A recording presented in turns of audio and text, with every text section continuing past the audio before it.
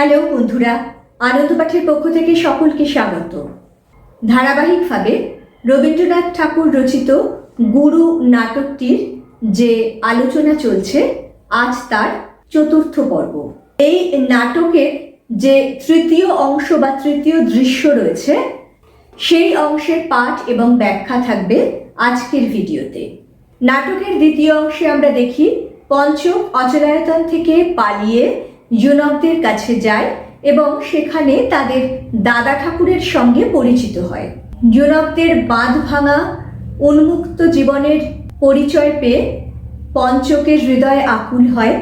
দাদা ঠাকুর যখন জানতে পারেন যে চণ্ডক নামের একজন জনককে অচলায়তনের রাজা হত্যা করেছেন, তখন তিনি তার জনক সৈন্যদের নিয়ে অচলায়তনের প্রাচীর ভেঙে গুঁড়িয়ে দেওয়ার জন্য অগ্রসর হন। পঞ্চক যেতে চাইলে তাকে আদেশ করে অচলায়তনে ফিরে গিয়ে গুরুর জন্য অপেক্ষা করতে। এই তৃতীয় অংশ বা তৃতীয় পর্বে নাটকে আমরা পরিচিত হব অন্তজ পতিত দর্ভক দলের সঙ্গে, যে দর্ভক পাড়ায় পঞ্চক এবং গুরুর নির্বাসন দণ্ড হয়েছে। সেখানে কি কি ঘটনা ঘটল, গুরুর আবির্ভাব ঘটল কিনা, এই সব কিছুই আমরা জানতে পারবো আজকের পর্বে। এবারে চলে আসছি তৃতীয় অংশের বা তৃতীয় দৃশ্যের পাঠ ও ব্যাখ্যায়। তার আগে প্রতিদিনের মতো বলে নিই, যদি ভালো লাগে, যদি মনে হয় এই আলোচনাগুলো তোমাদের কাজে লাগছে, তাহলে আশা করব লাইক, শেয়ার ও সাবস্ক্রাইব করে পাশে থাকবে।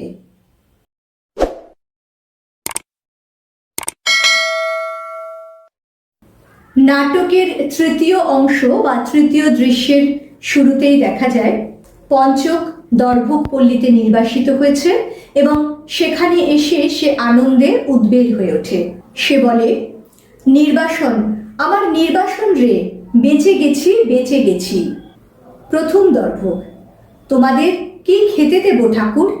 পঞ্চক, তোদের যা আছে তাই আমরা খাবো। দ্বিতীয় দর্ভক, আমাদের খাবার সে কি হয়, সে যে সব ছোঁয়া হয়ে গেছে। পঞ্চক, সেজন্যে ভাবিস নে ভাই, পেটের খিদে যে আগুন, সে কারো ছোঁয়া মানে না, সবই পবিত্র করে। ওরে, তোরা সকালবেলায় করিস কি বলতো? শর্করিত দিয়ে একবার ঘর শুদ্ধি করে নিবি নে। তৃতীয় দর্ভক, ঠাকুর, আমরা নীচ দর্ভক জাত, আমরা ওসব কিছুই জানি নে। আজ কত পুরুষ ধরে এখানে বাস করে আসছি, কোনোদিন তো তোমাদের পায়ের ধুলো পড়েনি। আজ তোমাদের মন্ত্র করে আমাদের বাপ পিতামহকে উদ্ধার করে দাও ঠাকুর। পঞ্চক, সর্বনাশ, বলিস কি? এখানেও মন্ত্র পড়তে হবে? তাহলে নির্বাসনের দরকার কি ছিল? তা সকালবেলা তোরা কি করিস বলতো? প্রথম দর্ভক, আমরা শাস্ত্র জানি নে, আমরা নাম গান করি। পঞ্চক, সে কি রকম ব্যাপার, শোনা দেখি একটা। দ্বিতীয় দর্ভক, ঠাকুর, সে তুমি শুনে হাসবে। পঞ্চক, আমি তো ভাই এতদিন লোক হাসিয়ে আসছি, তোরা আমাকেও হাসাবি, শুনেও মন খুশি হয়, কিন্তু ভাবিস নে, নির্ভয় শুনিয়ে দে। প্রথম দর্ভক, আচ্ছা ভাই, আয় তবে, গান ধর। গান। ও অকুলের কুল, ও অগতির গতি, ও অনাথের নাথ, ও পতিতের পতি, ও নয়নের আলো, ও রসনার মধু, ও রতনের হার, ও পরাণের বধূ, ও অপরূপ রূপ, ও মনোহর কথা, ও চরমের সুখ, ও মরমের ব্যথা, ও ভিখারির ধন, ও অবলার বোল, ও জনমের দোলা, ও মরণের কোল। পঞ্চক, দে ভাই, আমার মন্ত্রতন্ত্র সব ভুলিয়ে দে, আমার বিদ্যা সাধ্যি সব কেড়ে নে, দে আমাকে তোদের এই গান শিখিয়ে দে।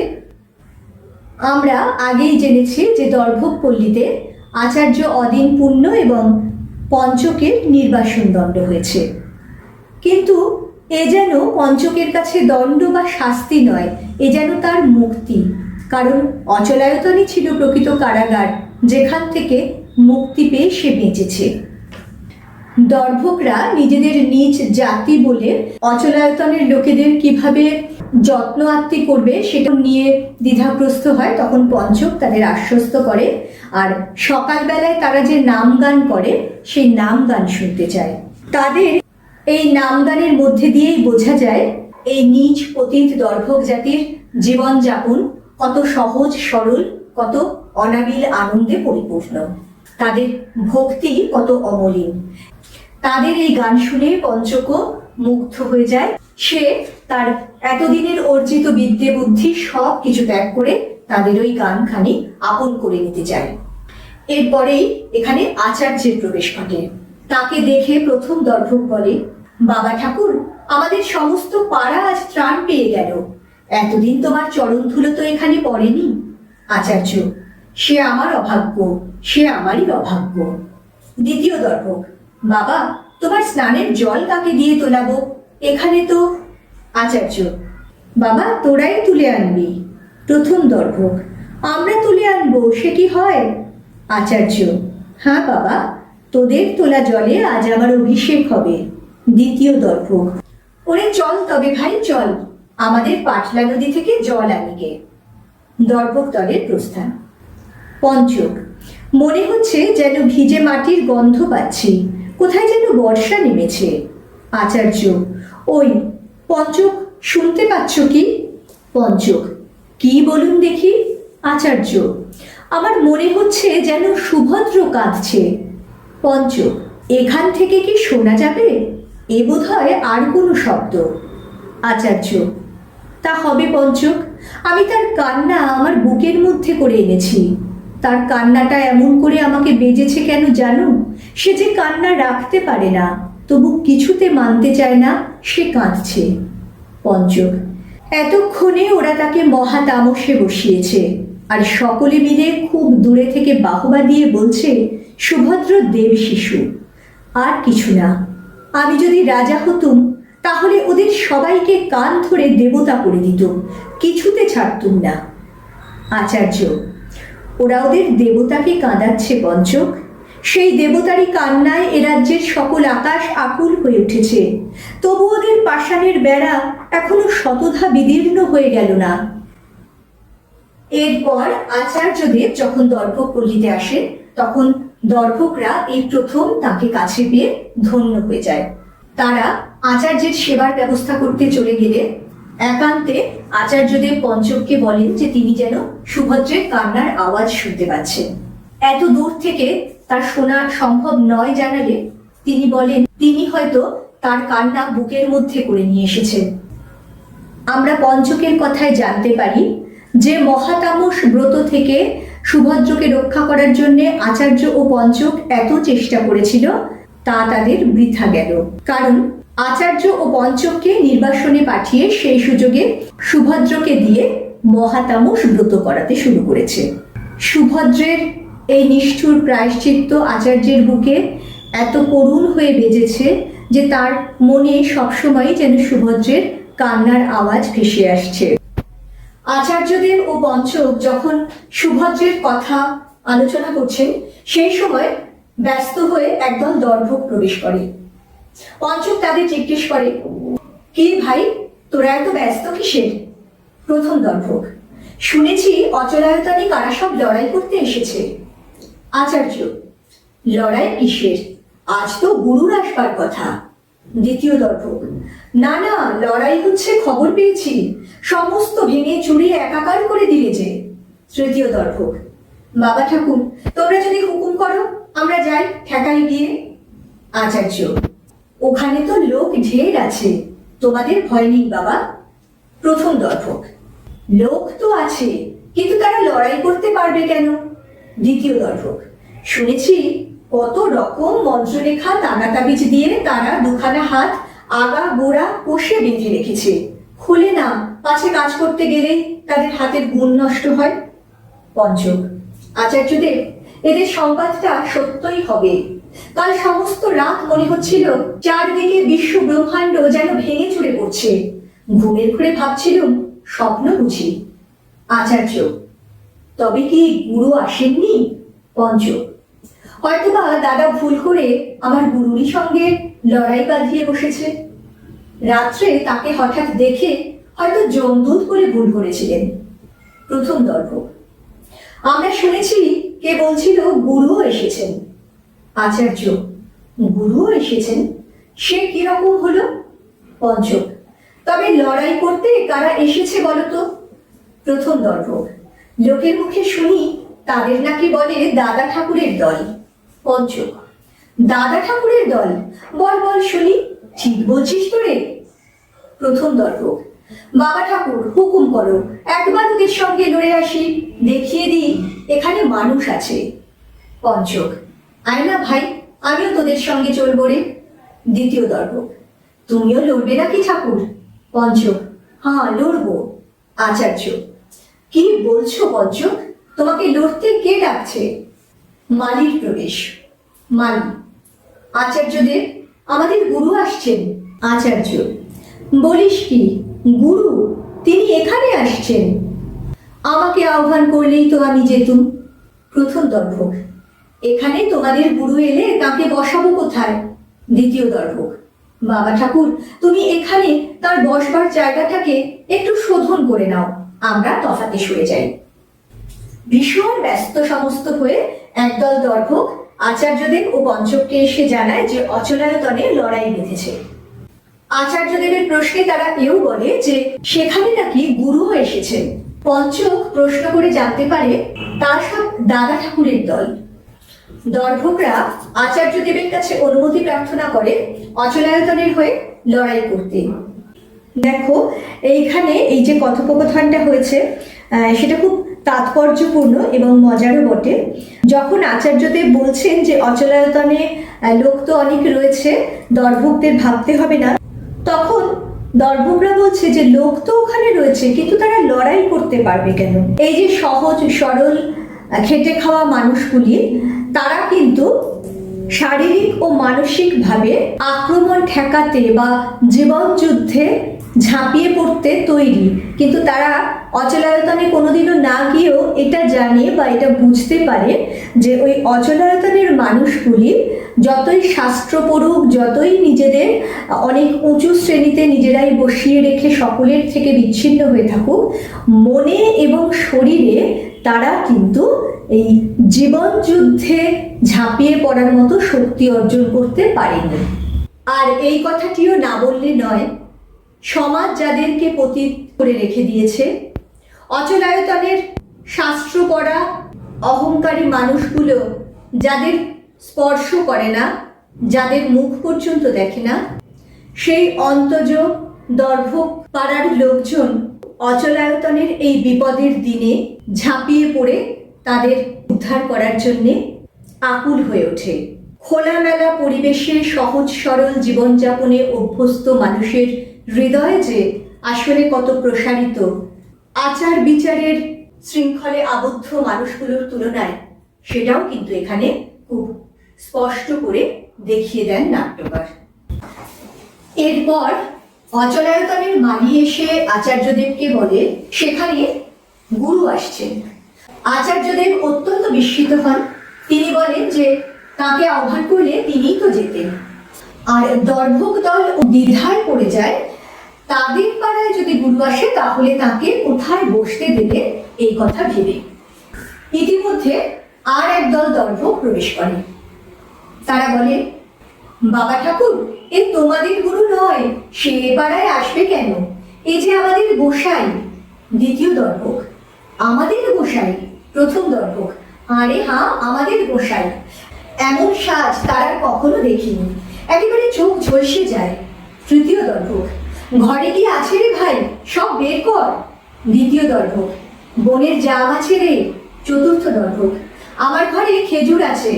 প্রথম দর্ভক, কালো গরুর দুধ শিগগির দুইয়ে আনো দাদা। এইবারে আর একদল দর্ভক এসে বলে, ইনি অচলায়তনের গুরু নন, ইনি হলেন তাদের গোসাই ঠাকুর। তারা এবার গোসাই ঠাকুরের অভ্যর্থনার জন্য প্রস্তুতি নেয়। কিন্তু এরপরে আসল রহস্য দেখা যায়, মঞ্চে প্রবেশ করছেন দাদা ঠাকুর।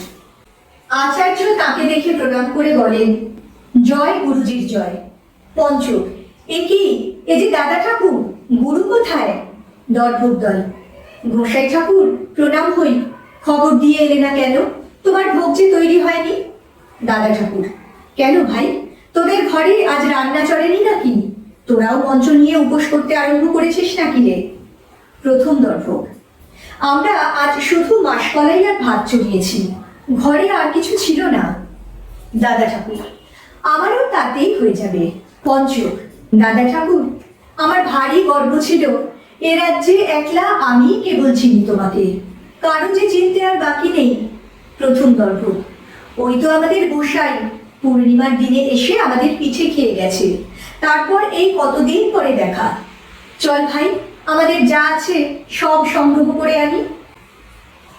নাটকের এই তৃতীয় পর্বে বা তৃতীয় অংশের এই জায়গাটুকুতে আসলে সম্পূর্ণ নাটকের যে ক্লাইম্যাক্স, যে রহস্য নাটকে এতক্ষণ ধরে বজায় ছিল, তারই উন্মোচন হলো এই অংশটুকুতে।